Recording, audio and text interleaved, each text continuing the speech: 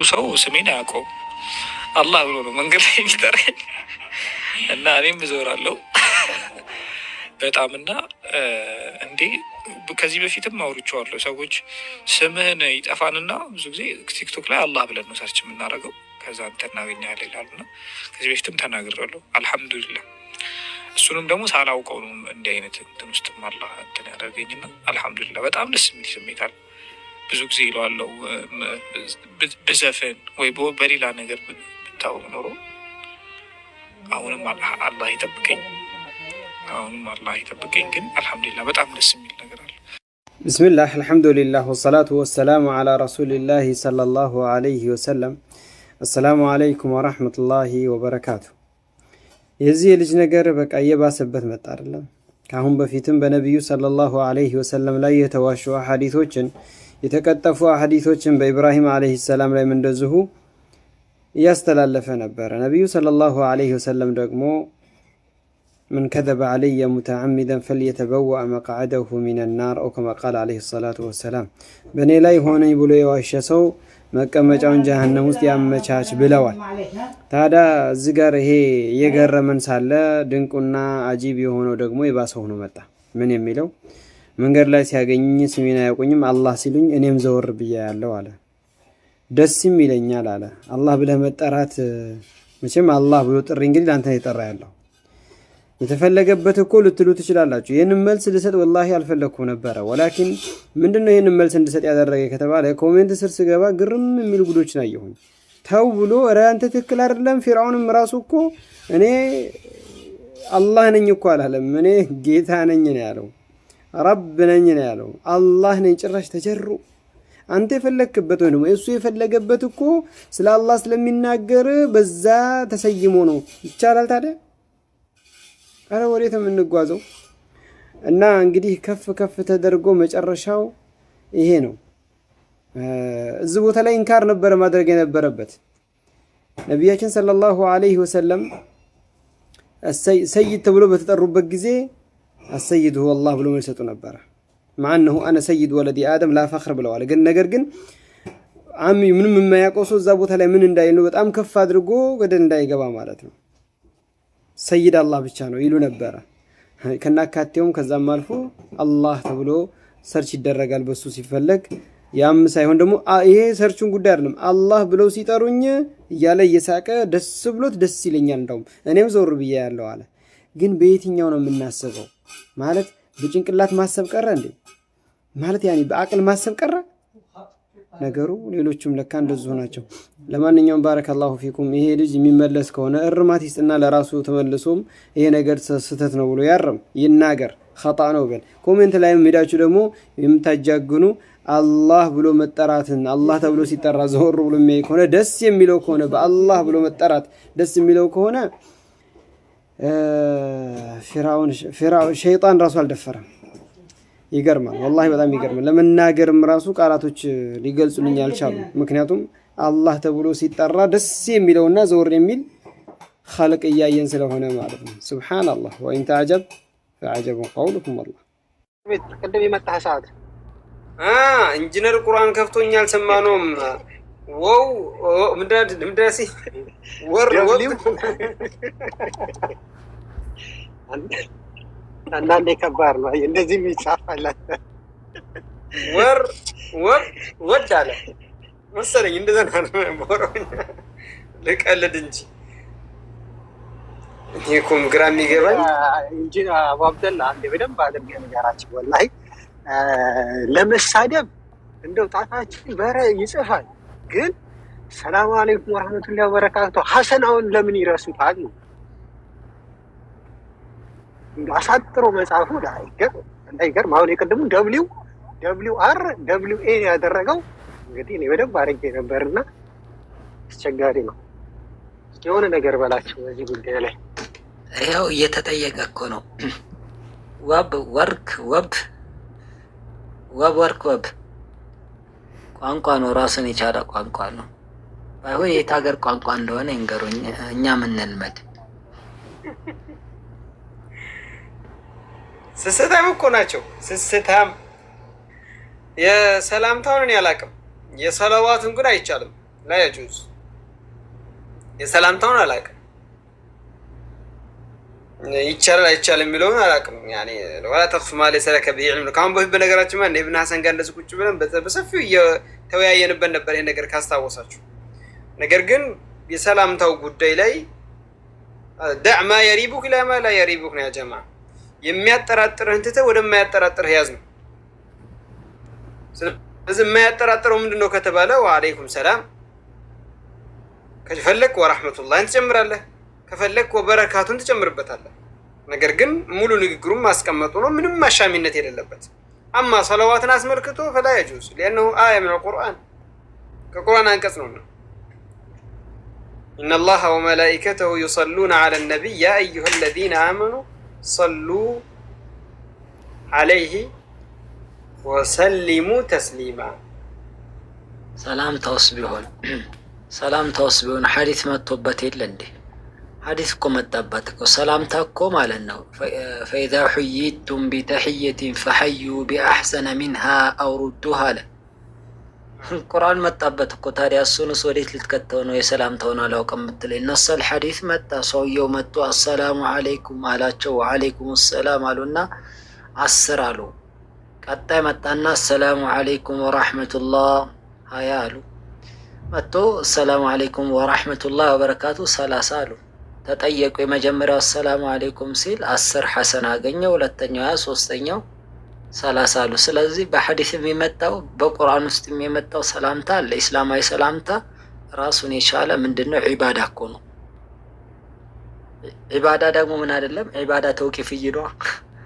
ተውቂፍይ ነው ዒባዳ ካል ዒባዳ ተውቂፍይ ነው። መጨመር መቀነስ አትችልም። በሐዲስ የመጣው ሰላምታ ደግሞ አሰላሙ አለይኩም ወይ አሰላሙ አለይኩም ወራህመቱላህ ወይም አሰላሙ አለይኩም ወራህመቱላህ ወበረካቱ ተውቂፍይ ነው። እዛው እንደመጣ ታስቀምጣለህ። በዒባዳ ላይ አብሪቬሽን አለ እንዴ? ሌላውን ሰምቻለሁ። ከዛም በኋላ ቢሽቤሽን ያልከውን ነገር ድገሙ። ምንድን ነው ያልከው? አቡ ሙሳ አሁን ገና በቃ አልናገርም፣ ይቅርብኝ ይቻላል። ለማንኛውም አይቻልም። ሰላምታም ቢሆን በአብሪቬሽን መጻፍ አይቻልም። ሰላምታም ሰለላሁ ዐለይሂ ወሰለም በአብሪቬሽን ሰአወ የለም። በአማርኛው ሰአወ ይላሉ። ወይም ደግሞ ሱብሓነሁ ወተዓላ ለማለት ደግሞ ሱወ ይላሉ። ወሀዛ ኩሉሁ ላ የጁዝ አይቻልም በአብሪቬሽን መጻፍ። ባረከላሁ ፊኩም። እሱ ብቻ አይደለም እኮ አቡ አብድላህ፣ አንዳንዴ አብሪቬሽኖች ሌላ ትርጉም ያመጣሉ። ታውቃለህ አይደለም?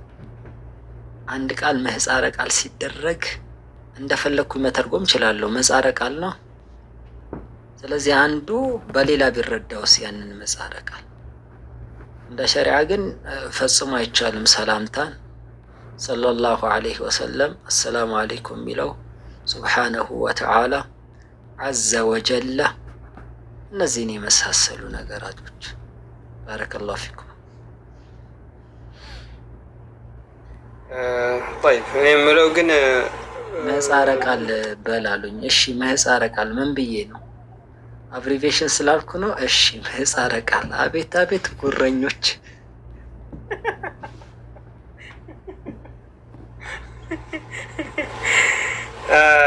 طيب እኔ ግን የምለው እዚህ ጋር ከታች አንድ ነገር እያየሁ ነበርና ክርስቲያኖች እዚህ ጋር ተማሩ ገሬ ሻዳን ተውና ምናምን እያሉ እያየሁ ነውና ወዳችሁና ለምናቃለን ወለን ተርዳ ዐንከ اليهود ولا النصارى حتى تتبع ملتهم። አይሁድና ክርስቲያኖች አይወዷችሁም እምነታቸውን እስክትከተሉ ድረስ ብሎ አላህ ነግሮናል። ሙምኪን ከነሱ የበለጠ እንዳውም ምንድነው እኛ ጋር መሰለኝ እንቅፋት የምትሆኑት ግጭት፣ እንዳውም ጫና ያለ ግጭት የሚኖረው እናንተ ለጊዜው ክርክሯ ላይ ለመሸናነፍ የምትሉት ርብርብ ኖሮ ነው እንጂ እጅና ጓንቱ ናችሁ ደግሞ የምትቀባቡበት አዋል ላይ የሱናና መንሀጅ ሰለፊን የሚከተሉ በጣም በነቢዩ ሱና ላይ ቀጥሎ የሚራመዱት እነሱ ናቸው። አላህ ከነሱ ያድርገንና ማለት ነው። ስለዚህ እንደው እውነታውን አላህ ሱብሓነሁ ወተዓላ ያለውን ባለው መልኩ መልእክተኛው ሰለላሁ ዐለይሂ ወሰለም ያሉትን ባሉት መልኩ ማረጋገጡ ላይ ያው እውቀት ማነስ አለ፣ ነፍስያ አለች፣ የሆነ አንዳንድ እልህ መጋባት አለ። እንደዛ እየተፈጠረ የሆነ መልካም ነይተው መልካም አስበው ጥፋት ይመጣል እና እንደዛ ተሆኑ ነው እንጂ እና ወንድሞቻችን ላይ ደግሞ ብዙ ጉዳይ ላይ ኸጣ ነው መንሃጅ የተንሸራተተ ነው የሚባለው ጉዳይ ላይ ሐቂቀተን ከፈለጋችሁ ዱብ አድርጌ የምነግራችሁ አህባሽ ሱፊ የምትሏቸውን ራሱ ከእናንተ ጋር አይወዳደሩ። ሌላ ምን ተከታዮች ማለት ነው ልቀርጹ ቁጭ ብላችሁ አሳስባችኋል አውቃለሁ። አትወዳደሩ አትወዳደርም። እናንተም በእነሱ ላይ አልተባበርም። እነሱን ነው ተባብሬ እናንተ ጋር የምፋለመው እንጂ ማለት ነው። ነገር ግን እውነት መናገር ይሄን ተውና ጥያቄ መልስ። አንተ ሊያናግር ሆኖ አንተ ከአናጋሪ ጠብቅ የሚለው ዱዓ አድርግ ሐቢቢ። ፈማ ዓለይና ኢዘ እስጠላሕና ቢአሰላሙ ዓለይኩም ወረሕመቱላህ ወበረካቱ ትባላለህ። መልስ ማሆ ያው ታች ፈማ ዓለይና ኢዘ እስጠላሕና ቢአሰላሙ ዓለይኩም ወረሕመቱላህ ወበረካቱ ቢአስ ወብ ምን ችግር አለ? ይሄንን እንደ ኢስጢላህ ብንጠቀመው ነው። ምክንያቱም ላ ሙሻሐተ ፊል ኢስጢላህ ሊልህ ነው ወይ ላ ሙሻሐተ ፊል ኢስጢላህ ተብሎ ይሄንን እንደ አብሪቬሽን እኛ ኢስጢላህ አድርገን ብንጠቀመውስ ምን ችግር አለው? ምን ችግር አለው? ራሱ እኮ ምን ችግር ነው? ምን ችግር አለው የሚለው ራሱ ችግር ነው። መጀመሪያ ላ ሙሻሐተ ፊል ኢስጢላህ የሚለውን የምናስቀምጣቸው ቦታዎቻቸውን ማወቁ ጥሩ ነው። ለምሳሌ እንደዚህ አይነትን ነገር መግለጽ ከፈለግ ዑለማዎች እንግዲህ እኔ ይሁን ያላር ወፈር ያለ ቦታ ላይ ያስቀምጥልህና ዑለማዎች ተውሂድን በሶስት የከፈሉበትና በሁለት የከፈሉበት ሁኔታ አለ። በሁለት የከፈሉት ዒልሚይና ዐመልይ አሉት። በሶስት የከፈሉት ደግሞ ዒልሚይ የሚለውን ሩቡብያ እናም አስማ ወሲፋት ብለው ለሁለት የከፈሉት። እነዛኞቹ ደግሞ ለሁለት የከፈሉት ዒልሚይ ያሉት አስማ ወሲፋትና ሩቡብያን አንድ ላይ አድርገውት ነው በእውቀት የሚደረስበት ጉዳይ ስለሆነ።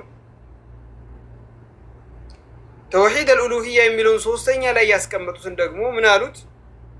ተውሂድ አልዐመልይ አሉት። ተግባራዊ አውቃል፣ ፈጣሪ ነው፣ ብቸኛ ነው፣ አስተናባሪ ነው፣ አወክ። ስምና ባህሪያቶች አሉት፣ አወክ። ዒልሚይ ያሉት የነኛው። ከዛ ያን ያወከውን አምላክ ወደ ማምለክ ወደ ማምለኩ ተግባር መግባት ማለት ነው።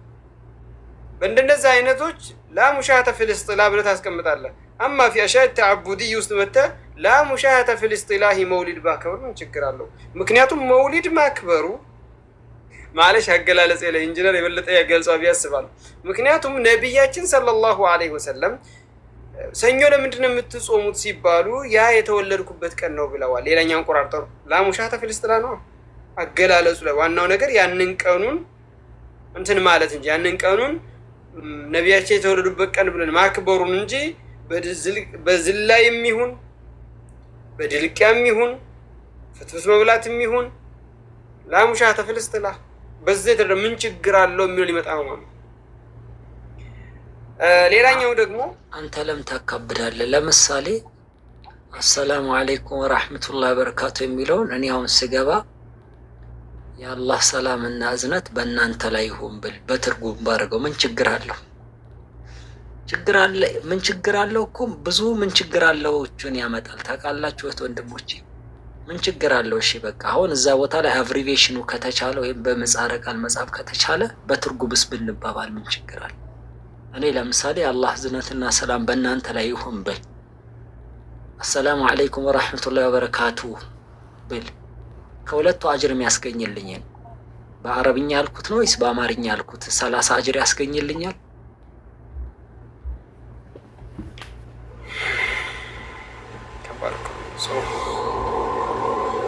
ሼክ አብዱረዛቅ አልበድር የሚጠቅሱት ነገር አለ። በእንደዚህ አይነት ሁኔታ ላይ ሲጀመር ሰላምታ ኢባዳ ነው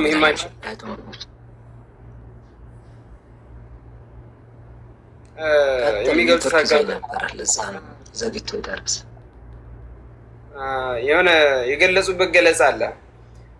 እነዚህ መዝሀብ ላይ አንዳንድ መዝሀቦች ላይ ያለ ይመስለኛል። አቡ ሐኒፋ ወላሂ እንደዛ የሚል ቀውል ያየሁ ይመስለኛል። አንድ ሰው ሶላት ሲቆም ተክቢር አለ አይደል? ተክቢረቱል ኢህራም ላይ ምንድን ነው የሚለው? አላሁ አክበር ነው የሚለው። አላሁ አክበር በሚልበት ቦታ ላይ አላሁ አዕዘም ቢል ሶላቱን ሀርሟል ይባላል? ላ ሙሻሃተ ፊል ኢስጢላህ። ያው አላህ ትልቅ ነው፣ አላህ ትልቅ ነው። ምን ችግር አለው? አላሁ አክበር ከሚል አላሁ አዕዘም ብል ሶላቱ ተቀባይነት ይኖረዋል። ቢላ ሸክ ትክክል አይደለም። ለምንድን ነው ጥያቄው? እዚህ ጋር ጥያቄ የሚነሳ አንድ ነገር ነው። እዚህ ለምንድን ነው የማይቻለው? አላህ አዕዘምን በሉ አክበርን በሉ የሚከለክለን ነገር አለ?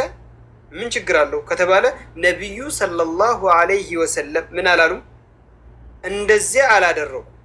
ሰሉ ከማ ረአይቱሙኒ ኡሰሊ ብለዋል። ስለዚህ እዛ ቦታ ላይ ደግሞ ነቢያችን አላሁ አክበር እንጂ ያሉት አላሁ አዕዘም አላሉ። ስለዚህ አንዳንድ ቃዒዳዎች አንዳንድ ጊዜ ወላሂ አኺ ኢንጂነር በጣም የሚያሳዝን ነገር ነው ያለው። የሆነ ቃዒዳ ለማስቀመጥ የሚሮጡ ወንድሞችንም አይቻሉ። በቃ የሆነ ቃዒዳ አስቀምጠው ከዛ በዛ ቃዒዳ ላይ ሰዎችን ለማገድ ማለት ነው። خلاص ይሄ ቃዒዳ ነው። ቃዒዳ እኮ መረጃ ሲደግፈው ነው። መረጃ የሚነቅፈው ያንን ቃዒዳ ያንን መረጃ መጥቶ ያንን ቃዒዳ የሚንድ ከተገኘ እኮ ቃዒዳው ጥቅም አልባ እኮ ነው የሚሆነው።